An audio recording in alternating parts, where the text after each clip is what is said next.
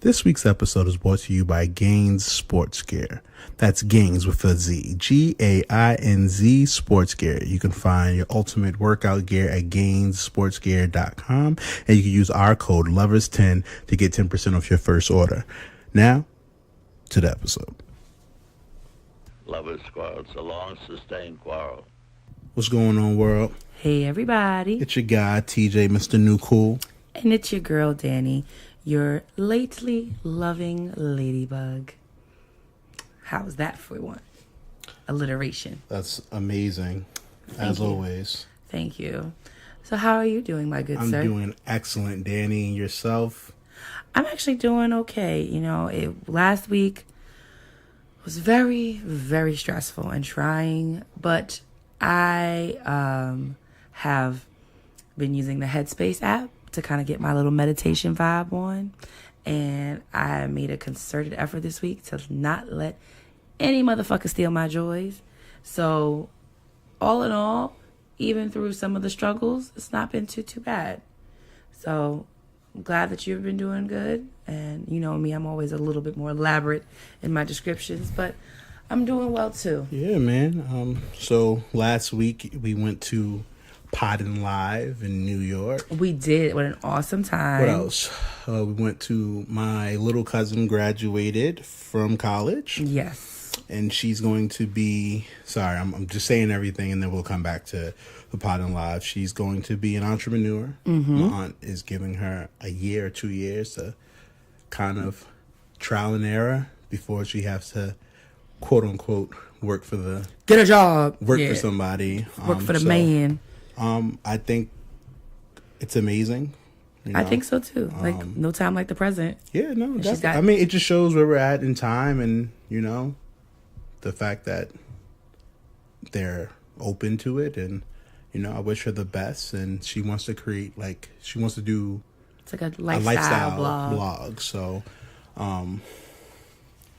let me try that. I think it's called Perfectly Poised. Yeah, Practically Poised, excuse me. Is it practically or perfectly? It's Practically Poised, I believe. Yes, Practically Poised. And she, I think it's dope because when you're out of college at 22, like, yeah, technically, like, you're done, you're grown, but you really don't know what the hell is going on in the world. I mean, it's perfect. And so if there's any time, there's no time like the present to pursue your dreams. And while she doesn't have things like a mortgage or even rent, I don't know, or a relationship or anything that's going to tie her down, or children, this is the perfect time. Things like that. So and Cheyenne, congratulations. Sorry, I didn't mean to cut you off, Dani. That's okay. Yeah, but we're proud of her, and we hope that this will be a true success because you know it's not easy being a creative, and it's not easy kind of putting, you know, theory into practice as far as her aspirations. So go for it, baby girl. So we went there, and then so that was in Jersey, and then we zoomed to New York, went to Podden Live, and met lots of different podcasts, and just it was a good vibe. It was a lot of fun. It was a different type of networking. Yes, because it was kind of like a party. Yes, so it's really like you had to kind of like do your own thing. Like, you had to be ready. And I feel like I had a little bit of liquid courage, but shout out to Dani. Let me tell you, Dani is the brains of the operation. Lies. Listen, y'all. That's why I signed her to a non-compete. Non-compete clause. You know, I got to make sure that she just don't get out there. But you know, Dani was doing what Dani did, and I was doing my thing in there too. You were, and you know, we met a lot of people, and you know, it was just a great event. Shout out to Tea with Queen and Jay podcast. Yes. From my understanding, they were like the lead organizers. So they were lovely. Yes. We met the Shade Parade podcast, Martha's Plate, and then it was I think it was Bantu centric. Yep. And so like those were some, and then the movie podcast, is it the Movies and Popcorn? I'm so mad I'm not we had remembering. Mind Over Melanin podcast. Yeah, so we talked about people's favorite movies. We talked to people who are like in their early 20s who are just kind of getting out there, and their podcast, Medium Popcorn podcast. And which, listen, me and one of the co-hosts, the one that's not Gordon, because one's name is Gordon. Yeah, me and him. Sorry. We have to have a battle because about Boys in the Hood versus Menace to Society. Which one was a better movie? And you were kind of losing that battle, at least in the polls. That's because we're just talking about what's a better movie. I'm not talking about what has the better message. I'm talking about cinematically watching this movie. What is just a better watch? Mm-hmm. And you're not going to tell me that Menace to Society isn't a better watch than Boys in the Hood. Boys in the Hood had the better message, yes, and better whatever, but Menace to Society had more quotables. Listen, we'll leave that for their podcast. Yes. But they said they got to have us on, or at least have you on. We ran into, of course, our bros. We Rock. Yeah. Not ran into, but we knew they were coming. But and then JB and Rome. Yeah. With so Ours Truth and Unpopular Opinion. We got the pick met with Tahoe. Tahoe was there. Yes. Shout out to Tahoe. Reek from the Clubhouse. Yeah. Was so there. it was just a dope event. A King. Trauma. Trom.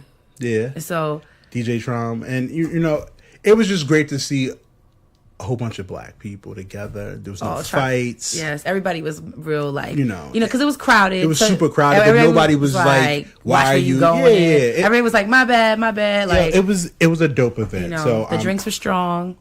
And good. The music was good. They had Friday playing in the background. Yeah, it was like dope. They wanted to keep it black, so why not put a black movie? I just thought it was a amazing event. Oh, we also met Extra Juicy podcast. Oh yes.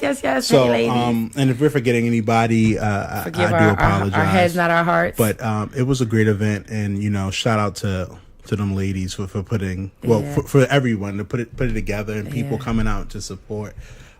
We need more stuff like that. So definitely. It was inspiring. And I feel like we have new people that we want to have on the show. There's people that want us on their show. So it's just so everybody was cross collaborating. People would, and the thing is I love that people came prepared. People had cars. They had business cards. They had pins. They had hats. They had on merch. They had on people were ready and willing to push their shit, and I loved it. People were whipping out their phones, following each other on Instagram, and there was a photographer there, and everybody was kind of on the way. People were recording at the event because if you went downstairs, it was kind of the party vibe, and then if you went upstairs, there were people recording. They were actually potting. Yeah, so I was talking. Yeah, it was just a dope event. It was just black people working. I'm glad I was able to go to it. Shout out to Kiki because she's the one who told us about it. Hey, Kiki. Originally, so yeah, if you ever get a chance, if they have another one pursuing potting or you just want to be around podcasts, you should look out for it. It happens in New York. I think it happens in the May area every time, but it was just a really dope event. It was a great event. I'm glad. I feel like I stepped outside of my comfort zone some because I had nice conversations with people. We talked about each other's shows, and everybody. What I'll say is that even though I am from New York, people who, even if you're not from New York, once you live in New York long enough, you kind of become of New York, and we get the reputation of kind of being really difficult to connect with and difficult to, or people always went well, what is it? What's in it for me? Or we get this kind of gruff reputation. And as someone who's not lived in New York for a while, sometimes I kind of feel I lost my touch a little bit, but it was really nice to be able to reach out and not get the cold shoulder from people, get feedback from people who were trying to do the same thing, which is have a platform being heard, because we all have all these wildly different experiences or inexperiences, and we're just trying to talk about it with people because we like to know that we're not the only ones alone in this world that are feeling this way or going through these things or have had these moments, and that shared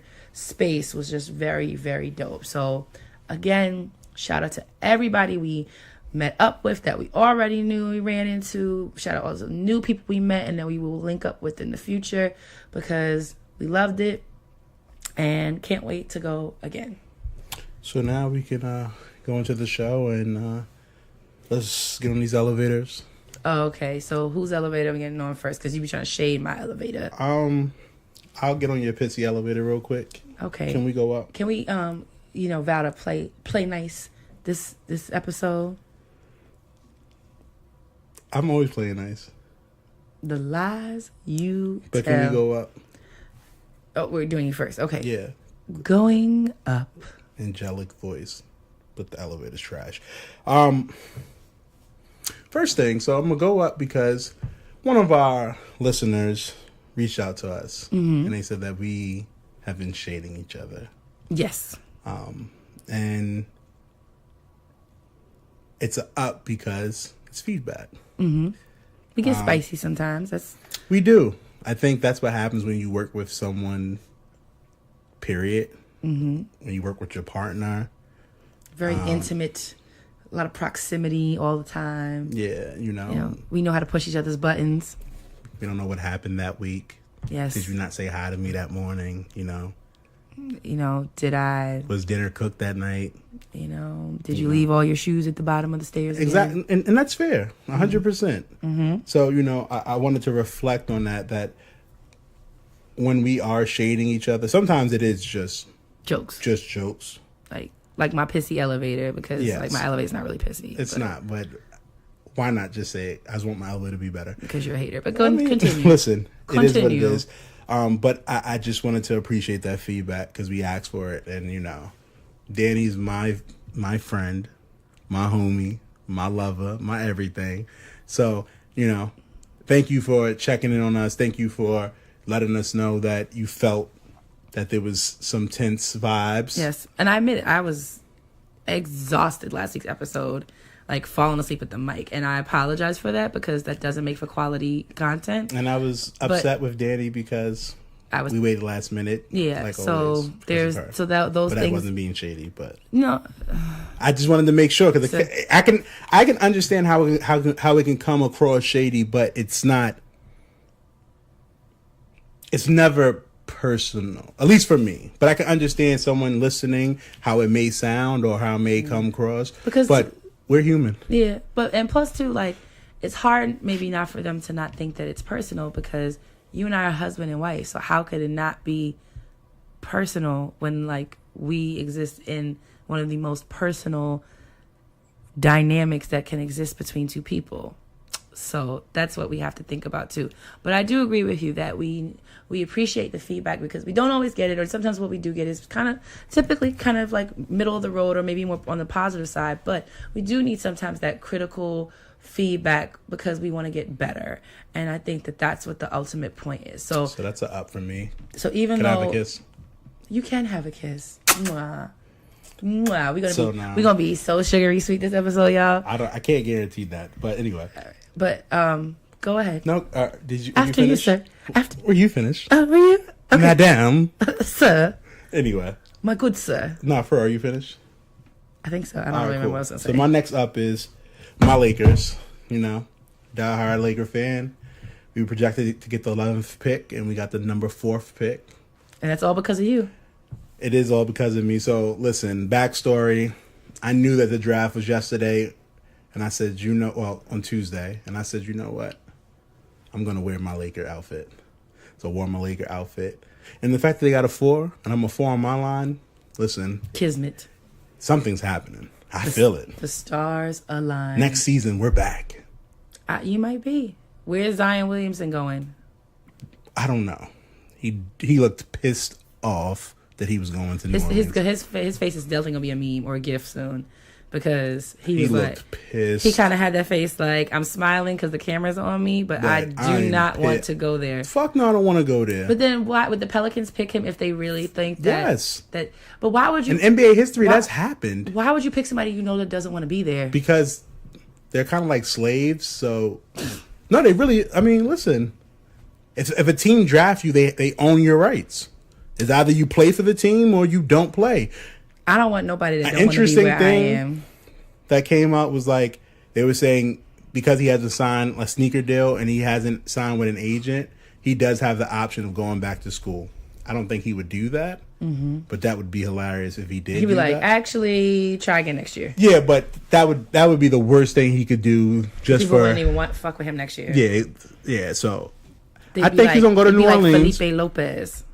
You said what? Felipe Lopez. What about him? You watched one documentary Because he went to school and he didn't go into the draft. And he should have went to the draft, and then he missed his turn, and nobody fucked with him. But this is a little different. I mean, it's a little different, but it's a little similar. Especially if Nike, especially one of these sneakers companies, Nike or one of them is gonna give him $100 million on a sneaker deal. Is he really the truth though?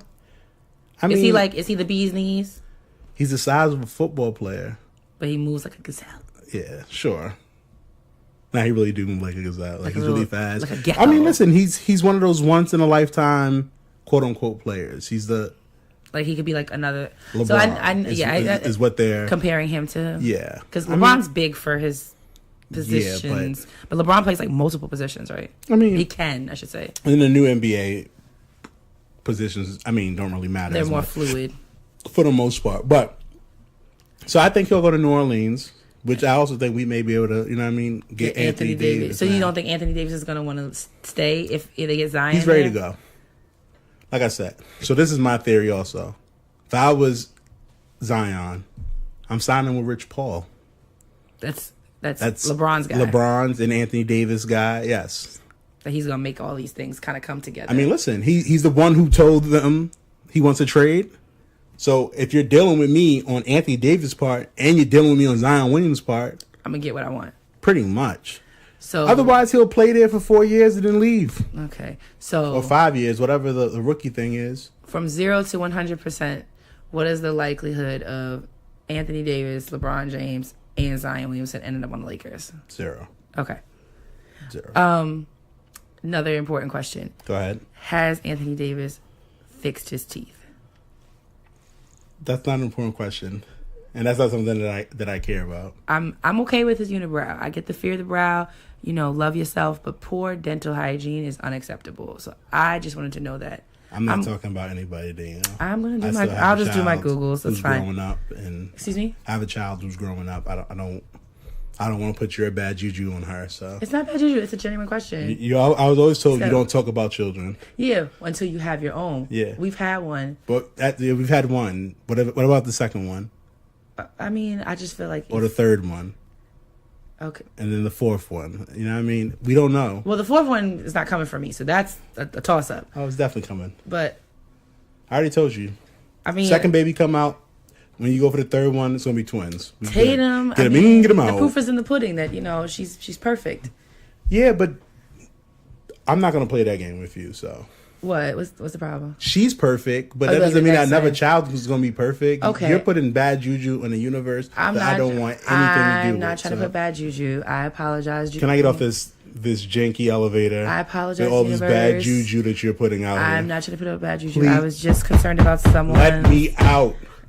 Let me out. Oral hygiene is just important. That's all. Okay. Well, now we're going to go in my elevator. No, you don't come on my elevator. Oh. You don't come. Benson was sick this week, so Richard's going to take care of you. Richard? Yeah. I heard he steals. He doesn't. He doesn't have black Air Force Ones on, so you're good. Ladies, clutch your purses. Anyway. Ma'am, welcome to... Where's Benson? He's sick, but would you like to go up or down?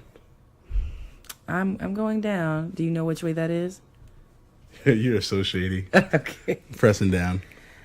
I am going down this week because America is a fucking hellhole. And specifically the state of Alabama, I believe the state of Georgia, and the state of Ohio. So that's like, well, the first two are southern states. Yeah, and they're like conservative states. Ohio's like a swing state though. But okay. I'm going to focus on Alabama right now because that's the freshest on my mind. So the governor of Alabama just signed into law a bill that was passed in their House, Senate, excuse me, making abortion basically the strictest abortion ban in this country at this point. Basically making abortion illegal for a woman to get almost from conception, like around 6 weeks, which most women don't even know they're pregnant at 6 weeks. And they kept they still made abortion illegal in the case of rape and incest as well. So if a woman gets an abortion, she can face up to, I think, 99 years in prison. What if she goes to one of the different states? Hold on, let me back up. If a doctor performs it, they can face up to 10 years in prison. If they go to another state, I'm not sure, but I want to say I read some things, and I can't remember because like all these 3 different states have been coming out with a lot of stuff at the same time, but one of them was saying like if you go to another state, like they're still not going to be able to like help you or something like that, because if they find out that you did it, you could still be prosecuted even if you leave and come back and get it done. But like there's an 11-year-old girl in Ohio right now who was, the story I keep seeing circulating is like she was raped by her 45-year-old camp counselor and is like just over 6 weeks pregnant. Mm-hmm. And based on the new laws that are trying to be passed in Ohio, she would not be able to obtain an abortion. Okay. And you're talking about also, but like specifically to Alabama, they're talking about literally pretty much from conception. And then they're talking about even in cases of rape and incest. So when a woman did not even consent to the sexual acts that got her pregnant, she still would be forced to carry a child that she did not ask for, that she did not even necessarily go into the situation knowing the chances of her getting pregnant that doesn't even have the option. She would have to carry that child to term.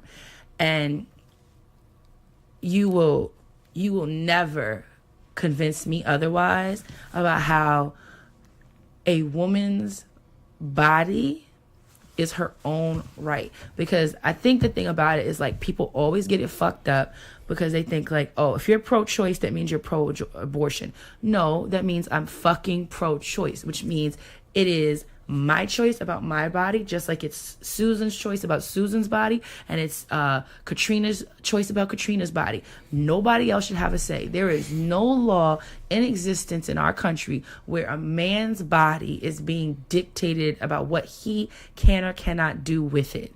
But a woman's body is being policed by a bunch of old white men. That law passed with that law passed in Alabama 25-6. The 25 people that voted for it, old ass white men. And the woman that signed it into law, the governor, old ass white lady. So you can miss me with the bullshit. It's fucked up. I'm pissed about it because nobody should have a say over anyone else's body except that person. So what if the parent is going to die if they don't get the abortion? Do we know about that? I think what I read was that might be an exception, but even still, what about, you have to prove it. Like you have to determine. But like basically, what about HIPAA? Like I thought HIPAA rules. HIPAA is just like about protection of privacy. Yeah, exactly. So if I go to another state and get an abortion, there's no way that how does the law find out that I got an abortion? If my HIPAA rights, somebody reports it, people, you know. Okay, so someone reports and they say, "Hey, Dani got surgery. She had an abortion." Are they gonna like subpoena your doctor's records, or like that's what I'm trying to figure out? How would they find out? I mean, I think it just depends, honestly. But I think the fact that it's being signed into law, that means that even if it's not always even if it's not always found out, if everybody doesn't find out, it's the ramifications and the ripple effect of this are going to be, they're going to be astounding, basically, because you're talking about women and girls having to, yes. Sorry. So real quick. So it says it bans all abortions in this state except when abortion is necessary in order to prevent a serious health risk to the woman. Mm-hmm. And it says it criminalizes the procedure, reclassifying abortion as a Class A felony, punishable by up to 99 years in prison for doctors. Attempted abortions will be reclassified as a Class C felony. And legislation makes no exceptions for victims of rape or incest. So I have to prove that my life is at risk, but I can be 12 and my uncle could be raping me, and I get pregnant with this baby that I don't want, that I'm not prepared for, but there's no exceptions, and I can't get an abortion in my home state. So if it goes into effect, do you think there'll be more like wire hanger? Absolutely. There's going to be more illegal abortions. There's going to be an increase in back alley abortions, because the thing about it is that like you mentioned like, why can't they just go to the next state? Everybody doesn't have the funds or the means of traveling out of state. Well, I wasn't asking why can't they. I'm asking could they? Could they? Yeah. But what I want to convey to our listeners is like, you're right. You can't like everybody, like there's people who are dirt poor living in the heart of Alabama who can't necessarily can't pay for a bus ride, a plane ticket, doesn't have access to a car to drive over state lines to get an abortion in a safe manner. So now they're going to be resorting to other ways to get that. And then if they get caught because somebody at a pharmacy sees them or someone they confide in someone and that person tells, now you're talking about now you're being charged for a criminal act. This is something that truly, truly burns me up about the world that we live in today. Because again, in no other circumstances is a person's body policed except for in the case of a woman's reproductive rights. So, fuck all these people that are policing women's reproductive rights, even in the cases of rape and incest, because you are basically telling rapists and assault people who are going to commit family assault that it's okay for them to carry these babies to term because it goes against your belief or whatever it is. So what if they make amendments? What if they say, okay, if you were raped, you can get an abortion, but we still have this 6-week ban? Would you? It's not good enough. No, I'm not okay with it. An abortion, Roe v. Wade, abortion should be legal in all 50 states. I can somewhat identify with like maybe, and honestly, no, even still there needs to be contingencies because I understand that like late term abortions are very touchy subjects because you're talking about like now you're talking about not an embryo, not a zygote, you're talking about like a fetus, but then again that could be in cases of like where the life of the mother is at risk, and then that has to still be a thing, which so I could say like there's caveats to that, but like my body and what goes on inside of it is nobody else's business. Period. Full stop. Point blank. However you want to take it. And the fact that you have a bunch of men voting and making a decision about something that they will never experience. Men will never be pregnant. Men will never have to carry a child that they didn't want to term. Because that is scientifically fact. You can't speak on some shit that you can't go through. You can't speak on some shit that you can't have to deal with. You don't like. I was watching a few Democrat senators who were opposing the law on the floor talking, and like they were talking about the message that this type of law conveys to women and children and girls in Alabama, and then they were talking too about how you Republicans want to say like, oh, government needs to stay out of our families, stay out of our businesses. But then it's like, but government should be inside of a woman's womb. Like, that's bullshit. And these men are voting on something that they have no experience in and they have no understanding of. And what they were also saying too is like, men, you will never understand what it's like to be pregnant. You will never understand the joy or the complete horror of finding out that you're pregnant, and depending on the situation that you're in. And because of that, there shouldn't be my uterus and my reproductive rights and the reproductive rights of women in Alabama and girls in Alabama and all across this country should be nobody's business but their own and their families. And so that is what I feel very strongly and passionate about. And that is why I am going down on this raggedy ass elevator with Richard who steals, because you said what? That's why I'm going down this raggedy ass elevator with Richard who steals. Why Richard got to steal? Because the neighbors have been talking, and things have been going missing since Benson went on vacation, or he was out sick, and Richard's been there. It's okay, Richard. You're good. I'm not saying, but I do have a question with the situation. Do we know why they are putting this? Like, what made them say?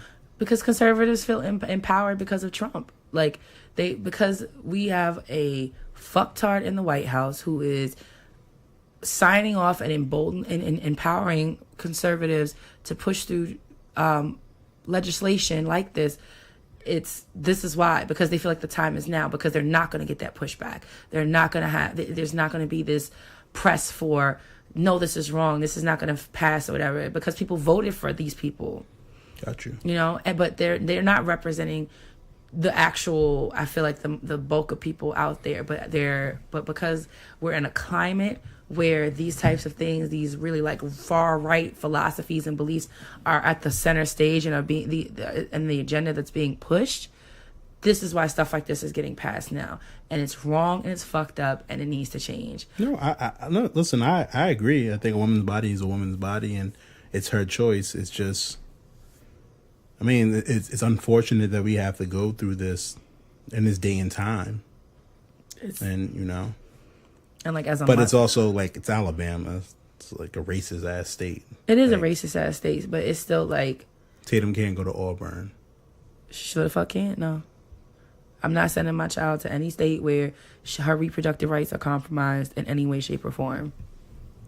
Because things happen, and like even fuck the fact if it's not, even if it wasn't in the case of rape or incest, people fuck and they get pregnant and they're not ready for a baby and they have an abortion. Is that my business? Fuck no. Is that your business? Fuck no. Is that the government's business? Fuck no. So that person does whatever they want to do. Do I think abortion should be used as a method of birth control? Like somebody's consistently getting knocked up and consistently having abortions? No, I don't think that's what it's for. I mean, they probably shouldn't. They shouldn't, but they reserve they have that right. They have that right, and that's still ultimately even what I think is none of that. What I think is not their fucking problem, and it's not my business at the end of the day. But like, I tell you this much: the second a fucking man's, penis and sperm and scrotum and everything else is trying to be policed, and what like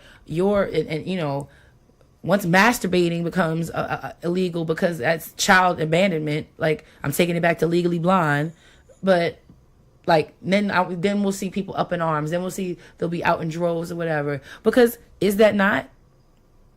I mean, we do have a lot of laws that don't make sense. So I'm pretty sure there's some states that oral sex is still considered like something you're not supposed to do, or sex. That's a good thing. But that shit just, it burns me up. It infuriates me, and it has to change. Like, how dare you? But we can get off this elevator because I'm gonna have to report Richard to his supervisor anyway. Why? Because my AirPods are missing. I'm just saying. You're making false claims. I got on the elevator on a young black man doing his job. He's a young black man. He's a young black man without black Air Force Ones. You said he had on black Air Force Ones. No, I said he did not have black Air Force Ones. I mean, because if he did, then it'd be case closed. You're acting. I'm not profiling. You are profiling. You profile off of sneakers. No, I'm not. If he had on, everyone knows that. If he had on everyone black knows Air Force that Ones, if someone has black Air Force he's a Ones, thief. They still. So TJ says that if you have on a pair of black Air Force Ones, low top, and maybe any type of Air Force, you got ones. Sticky fingers. Listen, that's not profiling. That's what they say. So Richard. I'm just saying that's what they say. Get on the elevator and Richard had on black low top Air Force Ones. Now my claims are plausible. You could, if you would have been like, if my AirPods are missing, then I would have looked at the tape and been like, he had black Air Force Ones. Maybe he did it. Oh, maybe he did it. So like, but on my elevator, I can see everything. So Richard's been over at the elevator chilling. He did it. So is it maybe he did it, or is it like I can go in front of Judge Judy and I can say, it's people like you who make false claims. He had on black Air Forces, and it'd be like case closed. No, you can't make that claim. I'm just saying that's like a rumor. That's what they say, and I believe it. And it's funny as shit to me. But that's besides the point. Come on, ma'am. Even though you think I'm a thief, you have a wonderful and blessed day, and thank you for riding this amazing elevator. That's something that the nigga that took my AirPods would say, but okay. Definitely not. All right. So, moving right along, it is now time for our relationship tip of the week. Senor TJ, do you have a relationship tip? Sure, but you want to lead. Okay. You know?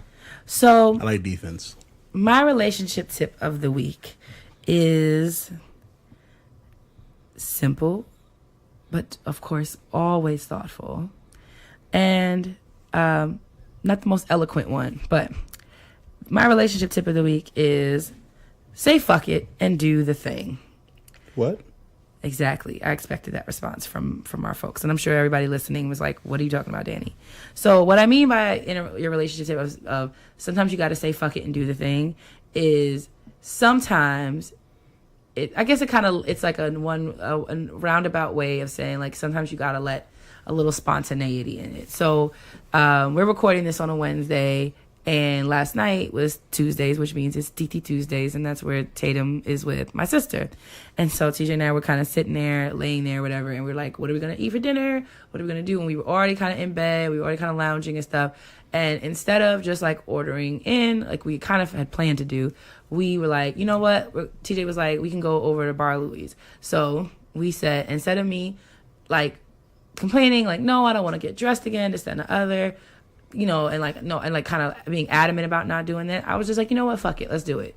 And we went to Bar Louie and we watched the last part of the game. We ran into some people that we knew. We had dinner. We got kind of comped another dinner because our food was cold, but that's neither here nor there. But you were going to eat your cold food. Well, I just didn't want to like microwave burger either, so I took a couple bites. It's just, all right, I took bites out of mine too. It's just about... Anyway, go ahead. Okay, well, anyway, with that being said, it could be something simple. It's just like throwing on your shoes and going back out the house. It could be something like, you know, going to see a movie that you weren't that interested in. It's just doing something with your partner where instead of thinking all the reasons why you shouldn't do it or why you can't do it or why you don't want to do it, then you just kind of say fuck it and do the thing. So that is my relationship tip of the week. Say fuck it and do the thing. Okay, that works. My tip is going to be, with everything me and Dani's been going through, you know, and us being transparent, embrace both the good and the bad in your relationship because no one is perfect.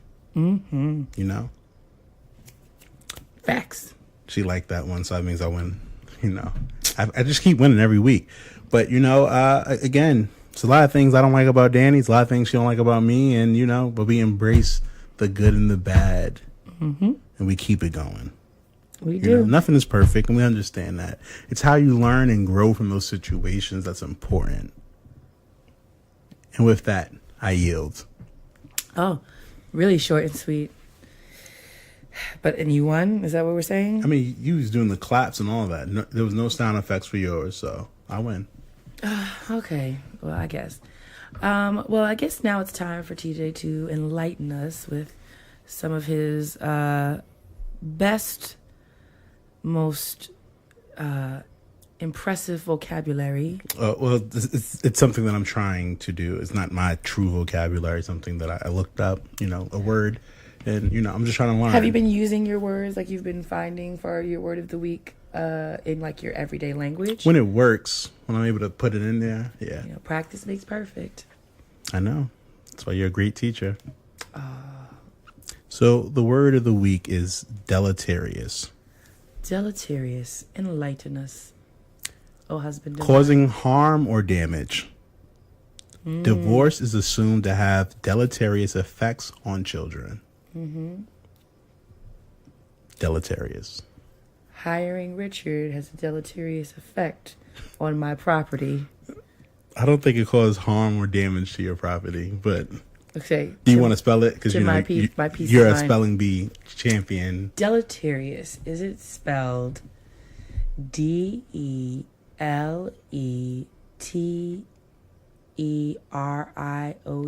It is. Thank you. That's really impressive because she didn't see this word unless she looked it up. I did not. I just know how to spell. I mean, she didn't have her phone in her hand. No, listen. That's why you came in second place. It is, you know, but I just like it. I hear like the letters make sense, like deleterious. I just want to be like you when I get older. Serious, you know, huh? I just want to be like you when I get older. Well, you know, I appreciate the compliment, but we're all, you know, we all have our talents and our strengths. Spelling, it just happens to be one of mine. So shout out to all my, you know, reading and English language arts teachers over the years, and my mama. True and my shit. daddy. and my genetics, all that jazz. But with that being said, we don't want to cause any deleterious effects on the outcome of this show. So now we, of course, are going to move right along into our letter session, our lover letters. As TJ likes to call it. As TJ likes to call it. So here we have a question from, actually it's two people kind of writing in, or one writing in on behalf of him and someone else. So there's Sacred and Steve. Most would agree, they start off the letter by saying, most would agree that it appears that our daily lives are transaction-based. It also appears that dating can be transaction-based. I say that women, so I'm assuming this is Steve talking now, should be open to going quote-unquote Dutch until both parties, man and woman, agree they are in a monogamous relationship with each other. Then they can pick and choose when they want to finance their date nights. My friend Sacred believes men should always pay during the dating stage. Please, TJ and Dani, give your perspective on the pros and cons of our point of view. Because yes, a man paying for dates is normal, but the reality is that both men and women are investments to reap a reward from in the dating process. This is actually a funny question.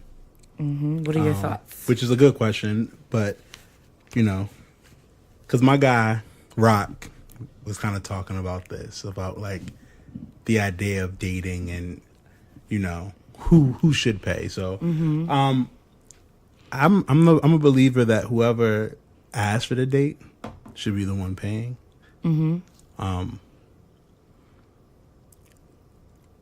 I guess if we're gonna be like using manners, I mean the guy should pay. But I also think that a woman can pay. I think going Dutch could work. You know, especially like the first date, we're getting to know each other. But the way that our world is, there's so many like social norms. It's not, you know, you're not supposed to do this. Like a man's supposed to do this, woman's supposed to do this, gender roles and everything that goes into effect. So, plus I haven't been dating in forever. But if I had to say, I would say that a man should pay first. Fuck it. You know what I mean? I agree. And if not, just go with the idea that I'm gonna have enough to pay for the date. You know, don't assume that, you know, because she asked you out first, she's gonna pay or anything like that. You know. Now after the first date, I do think that it should be reciprocated. They can go back. I think so. I think that would be fair. Yeah, I think the man should pay regardless of who asked the first date. The guy should pay, which could be, you know, very archaic thinking, but I think that it's just a. But for me, I don't. I'm also thinking as a parent teaching my daughter. I'm gonna teach my daughter that you can pay. Like you could pay for your own shit. Like if he like kind of like he should offer to pay, but you should always have. We're always gonna make sure you have money on you. If he offers to pay, I would say the first date you pay for yourself. That's what I would tell my daughter. He can offer to pay, you pay for yourself. And if you do like him, and then when you go on your second date, if he offers to pay, then you can allow him to pay for it. Or I may say you pay for yourself again, and then the third time you could pay for yourself, which could be tricky because once you pay, you're advocating for Tatum to go Dutch, but then you said that you thought that the man should pay for the first date. So I'm confused. I'm talking about from my point of view. Okay. As a man dating, I would say the man should pay. Okay. But I'm saying that I'm going to teach my daughter pay for your own shit. I think she should always be prepared. Even if she doesn't have it, use daddy's card. You're good. And the reason why I'm saying that is because we do live in a time that people expect things. Transactional. So, yeah, the transaction base. So I don't want my daughter to be going out on a date and, you know, let the man pay and then he expects something. I mean, granted, it's also going to depend on the age. So if they're 16, 17, and he offers to pay, hopefully I know his family and everything, so that way I could feel more comfortable. Yeah. But even then, I may say for the first date, you pay. You pay for yourself. You know what I mean? I just don't want my daughter to be in a situation where she feels like she has to do something, or someone's pressuring her, or someone's like, well, I paid for the first date, so I deserve something. Yeah. I mean, I think that also what will also need to be tied into that is that, like, making sure Tatum understands that her affection, her attention, her body, her whatever are not not transactional. And so even if she does go on a date, like, I am definitely a believer in, like, a woman should always, like, a girl, a teenage girl dating has enough money in her pocket, on her car, and on her person to cover her portion of the meal in case anything happens, because the guy could come up short because he thought it was going to be one thing, it's not the other. Like, if when you're younger, or if somebody does try to be funny about it or whatever, she'd be like, well, actually, I got my own here, you can have that. But even if he does offer to pay, even if he's like, no, like, this is me being a gentleman, I want to pay, that she understands going into it is that even if he does pay for our entire meal, there in no way, shape, and form does that mean that that there's anything that's owed to him. I can agree with that. And so, like, it's about making sure that she has kind of like the physical, the tangible component of it, in case, like, they're at a restaurant and this is where it goes, but also instilling in her mind and her values that my love, my affection, my body, my attention are not things that you can buy. And so therefore, I don't give a fuck if you bought this meal. That doesn't mean that you're getting anything else out of me besides a thank you. All right, so let's go back to the actual question. So Sacred and Steve. Sorry, Sacred and Steve.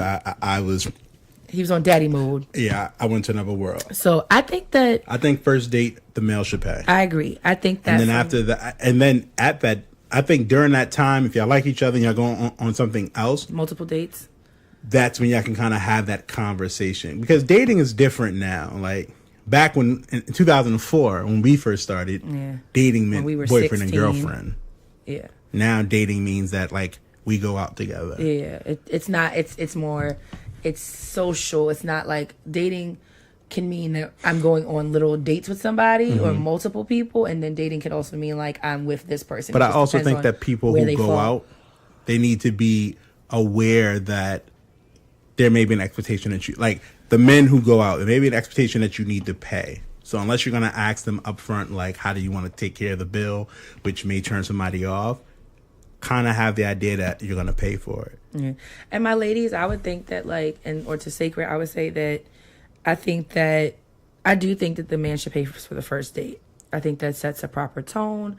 I think that it's a kind gesture in the societal norms and the cultural norms that we, exist in here in America.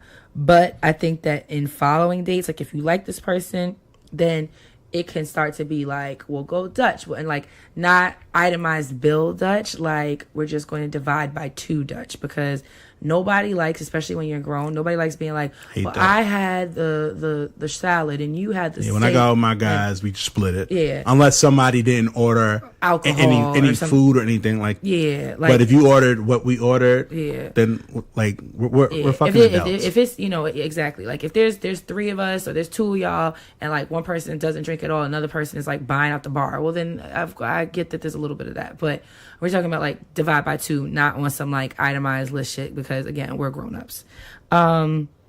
But I do think that that's okay too. And then also too, I think it's okay for women to sometimes pick up the tab from time to time too. And it could be like a back and forth thing. But, ultimately I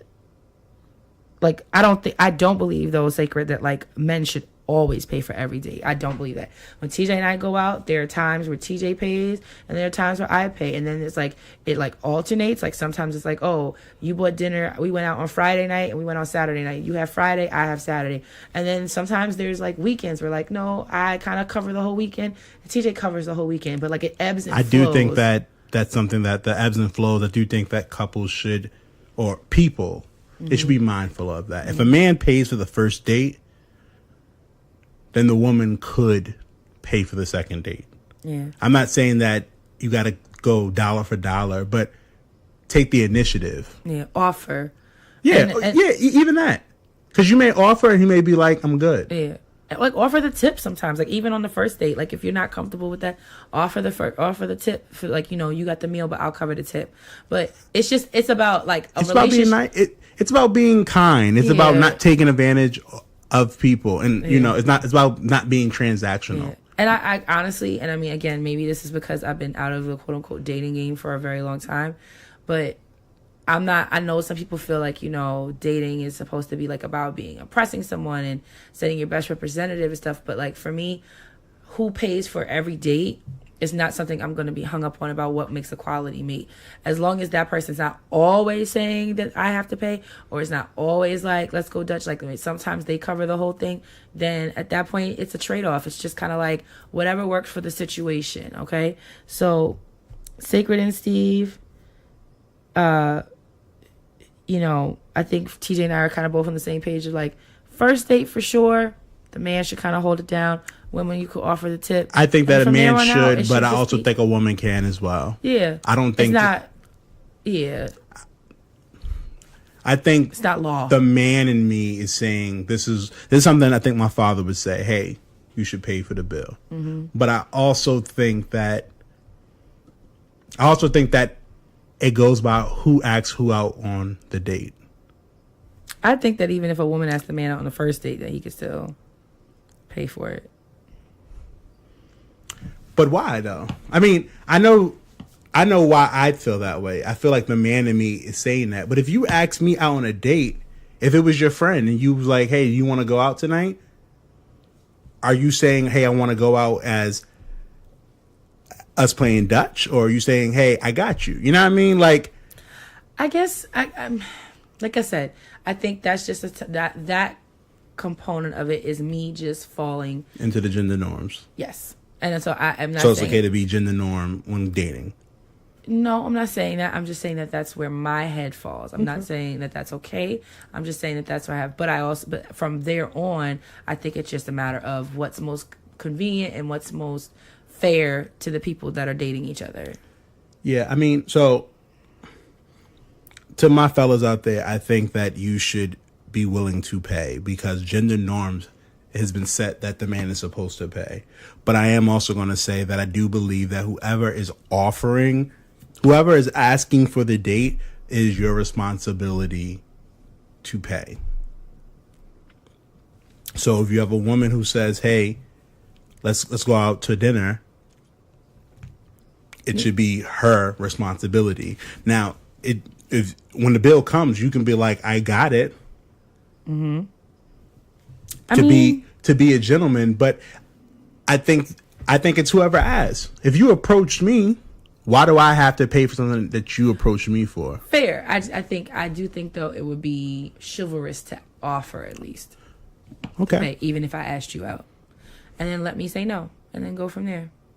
I am fully resigning myself that these are kind of some like gender norms and things like that, but so it's okay it's okay for gender norms. It's not okay when it fits certain topics. It's not okay, but it is my personal preference. Got you.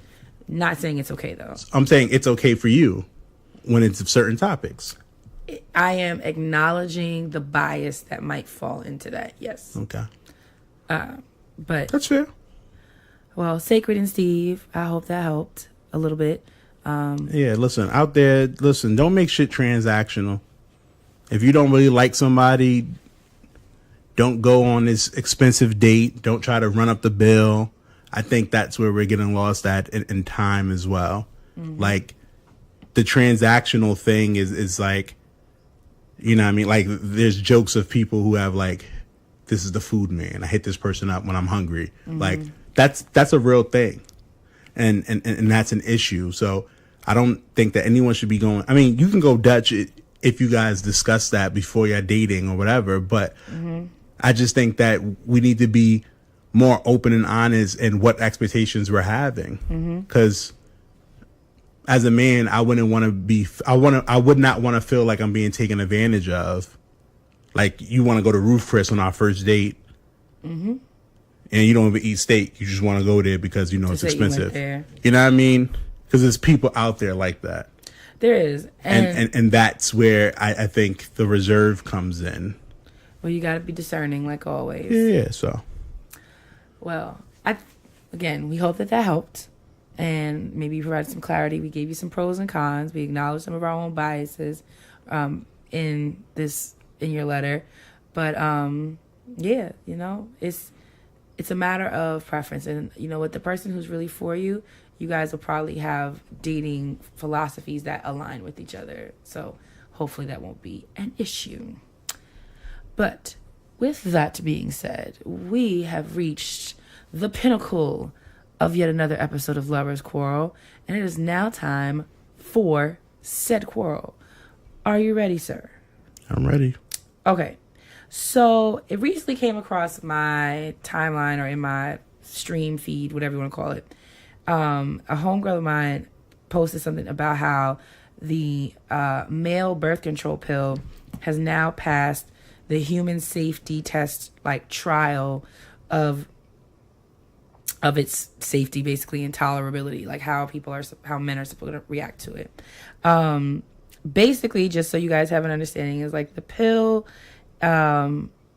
essentially has hormones in it that decrease sperm production while still preserving a man's libido, so his ability to want to engage in sexual intercourse and and be able to basically, I guess, have an erection long enough to enjoy sexual intercourse, to come to climax.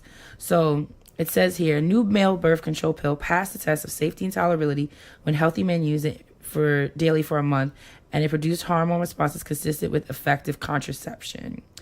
So the quarrel here that comes in is like what my friend was asking, was like now, should we be making our men, like, once it gets, I guess, becomes kind of like over the counter or prescription based? I ain't taking it. Should they be taking the pill? Can't.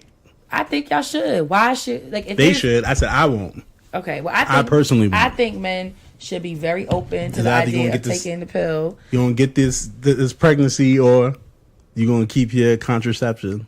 Listen here, like, that kind of talk is exactly, it would be detrimental. It would be jail time in Alabama. So for you, not for me. I'll be exactly. Wife. Only one person suffers. On to my next wife. Asshole. So, like, listen, I try to tell her. I think men should take it. I think men should, like, if my thing is, we have 8 different types of birth control out here for women, and y'all can't even, and like, people are being hesitant about taking one. Of course, once it gets fully vetted and it's through the the different approvals and stuff like that, once this pill becomes like over the counter, or it becomes something that you can get prescribed from your doctor, why shouldn't men go for it if you're not trying to have kids? I mean, depending on when it is, we may be done having kids. I mean, it may never make sense for me. But not even just me and you, but just like men in general. No, I know, but I got to talk about me right now, because that's what made me want to quarrel it. Because I'm like, you asked me the question, I'm like, that'll be perfect. Can I talk about it? So if we're not having kids anymore, I'm not doing it. You can tie your tubes. Why do I have to tie my tubes though? Because I've already had the kids. Produce. I've already been chopped I can always and screwed. Produce. So like, why? I'm a shooter, baby. No. I'm a shooter. So. Now, I mean, when your eggs is done, your eggs is done. But I can shoot until I'm 97. Anyway. So I don't think it's fair that I have to snip or take pills. But it's okay for me to have. If we're not having kids anymore, then. But like, listen to this, right? So you're telling me, even if you're looking at us, right, and put we're done having kids to the side, you're telling me it's okay for me to be on. I've been on birth control pills. You're telling me you can try I've to been pull on, out method. I've been the rhythm on method. Is that what it's called? The rhythm method. Yeah. I've been on the NuvaRing, right? Yeah. And I've had IUD. Mm-hmm. And so, all those years, all those different, like, and that's still dealing with different, brands or, of the pill with the different hormones. You're talking about the NuvaRing, where after a while it was giving me migraines every time my period came, to the IUD, which when I got it put in, hurt like a bitch, and then like it felt okay, and then having to go and get it removed and then get another one put back in after we had Tatum.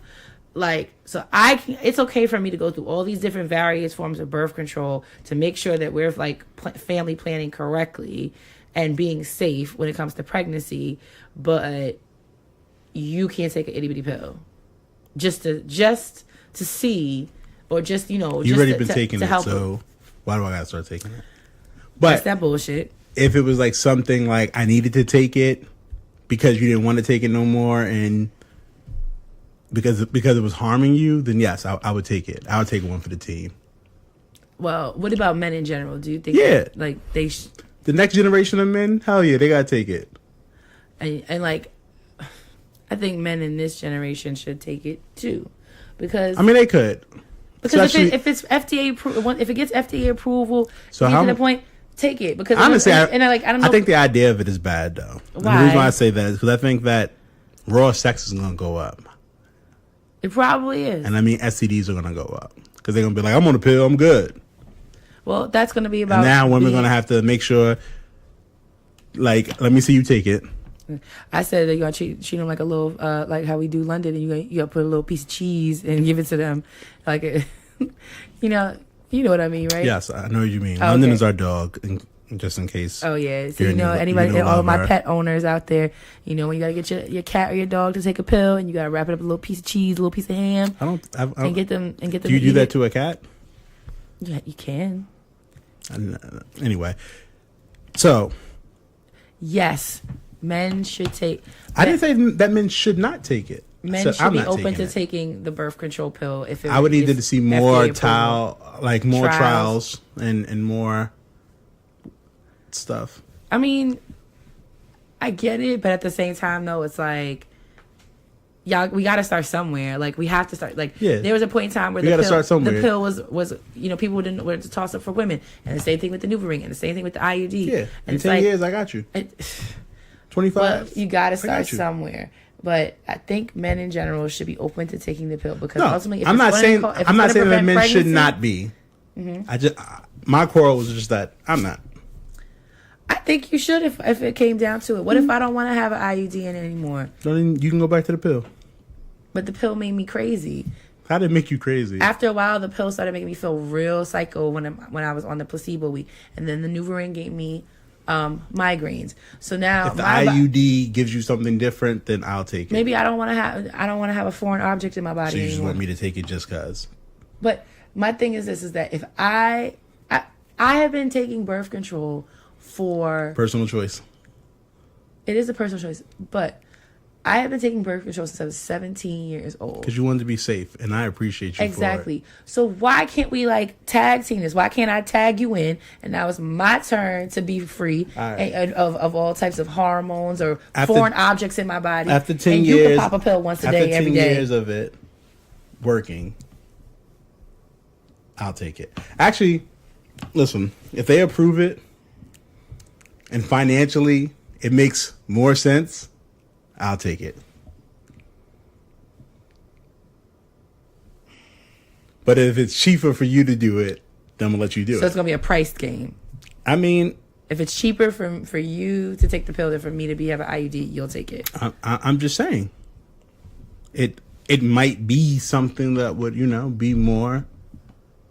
It may make more sense if it's cheaper. Like if we don't get back a lot of money by me taking it. So I might be down for it. You only do it forget my sanity or not my sanity, but my own. Well, you're good now. You're good now. So now.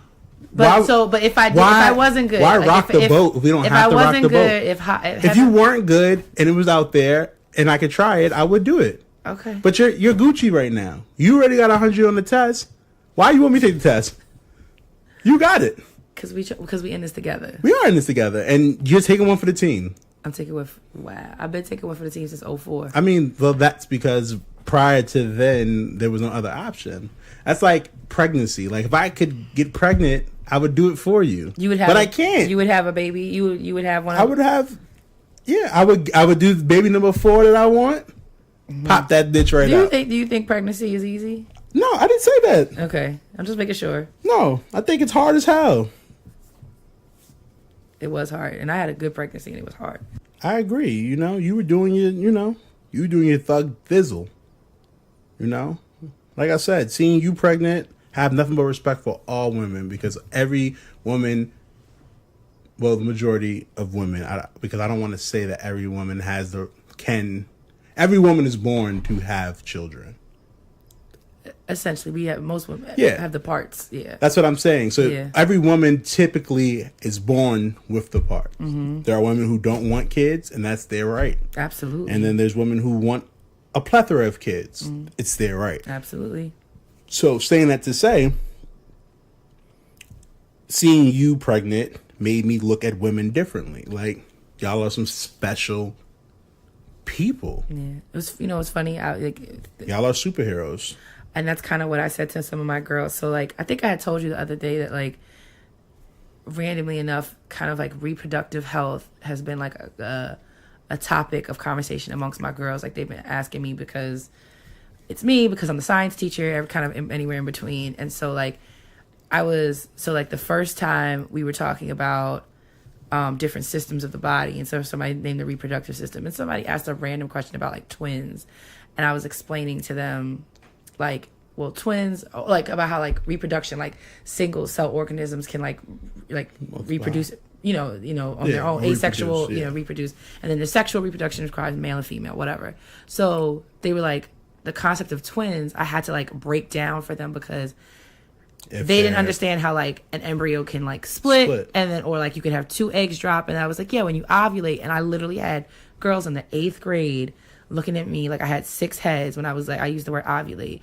And so like I had to explain it to them. And then I had some because we don't talk about it. Yeah. And then I had 7th grade girls, and like, again, because you better hope no parents come up there and be like, why are you teaching this? Well, I'm talking specifically from a scientific perspective. No, listen.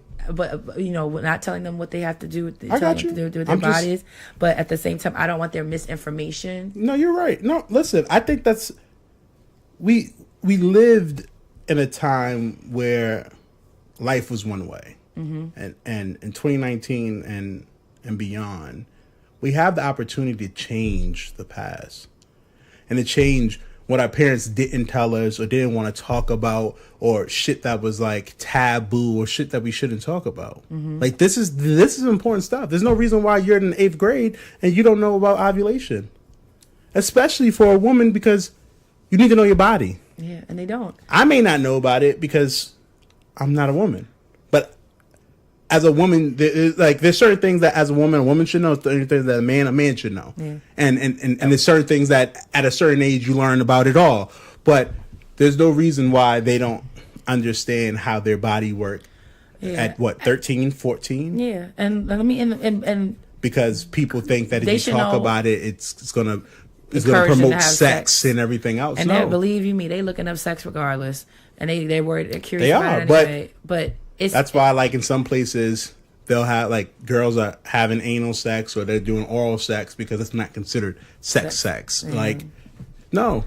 And I think all of it is wrong. And I think the thing at is, that like, age, boys and girls should have a firm understanding of the basics of how male and female bodies work, because it's also like, if you don't know the opposite sex body, you don't know how that impacts you when it does come time for you to engage in sexual acts. But I was saying that to kind of get to the point of like how, like, you saying like women being superhumans and stuff. And like another one of my 7th grade girls, they were asking, because again, I guess too, I'm the only teacher who's had a child in recent history, in the recent past. And so they're like, Miss Byerson, when you like had Tatum, did this happen? And I was like, well, I was like, they asked about like skin or whatever. And I was like, well, some women, it's like, it varies. I'm like, some women, they say that they're glowing and this, their skin clears up and they have this, it's great. And then I'm like, there's other women who like have like really rough looking skin when they get pregnant, like they struggle with acne and stuff. I said, but it just varies from person to person. And I was talking to them about like how because they we're talking about, that's why, because we're talking about the digestive system. I'm being a real teacher nerd right now, but like the kids don't realize like where like the stomach is in relation to like the intestines, to then the girls like where their like uterus and stuff is. And I'm explaining to them, I'm like, your uterus is all the way down here. I said, but when you have a baby inside of you, it grows all the way up, which is why it takes up that space. I'm making your organs shift and all this other stuff. And like they were like, wow. Like the 2 girls I was talking about, they were like, wow. And they were like kind of looking at me like, wow, you did that, and like, wow, like my body can do that. And then I said, yeah, I was like, that's why I was like, women are superhuman. I was like, now don't get me wrong, I'm like, this is many, many, many, many, many years in the future for you. But I said, but when you guys, if you decide to choose to become moms, I'm like, it's an amazing thing that our bodies can do. And they were like, yeah, you're right. They were like, and I was like, yeah, I said, we're like superhumans. Which leads me to the question, are women mutants? We're superhumans. Period. Our superheroes. That's why they try. That's why these reproductive. It was a nice little Marvel joke. Oh. We went over it. Sorry, but that's why y'all be trying to hold, not y'all, but like men be trying to hold us down, and you trying to pass these archaic, antiquated abortion laws against us because they want us to not have a right. Because if we had the power, we would get all of these fuckboys out of here. You hope so. I hope so. Because in Alabama, there was a woman, the governor is a woman who signed off on it. So. And she signed off on it. I was going to say something rude, but whatever. I mean, listen, it's your podcast. Say what you want. Well, I was going to say that she signed it because her uterus is dust. That's why. Because she can't have children anymore. And on that note, she's being selfish and self-centered. This has been another episode of Lovers Quarrel. Fuck them motherfuckers in Alabama. Damn, she's feeling it. Fuck them. Fuck them. Fuck Alabama. Not fuck Alabama, but fuck them 25. So, if you are from Alabama and you listen to us, we fuck with you. Exactly. But for all you other people, fuck y'all. Fuck y'all. Reproductive rights matter. And on that note, as my wife said, this has been another episode of Lovers Quarrel. You can follow us on IG at Lovers Quarrel Show. You can follow us on Twitter at Lovers Quarrel 7. If you have any questions, you want us to quarrel about something, you want us to read a question and debate about it, send us an email at loversquarrelshow@gmail.com. Thank you for tuning into yet another episode of Lovers Quarrel. I am your guy, TJ. And I am your girl, Dani. And as always, we fuss. We fight. But we love. Bye. You want to stop taking my... Listen, they already taking reproductive rights. You're not going to take my closing rights. My fault. I respect you. Thank you. I am a superhuman. Good night. Say bye-bye. Bye-bye.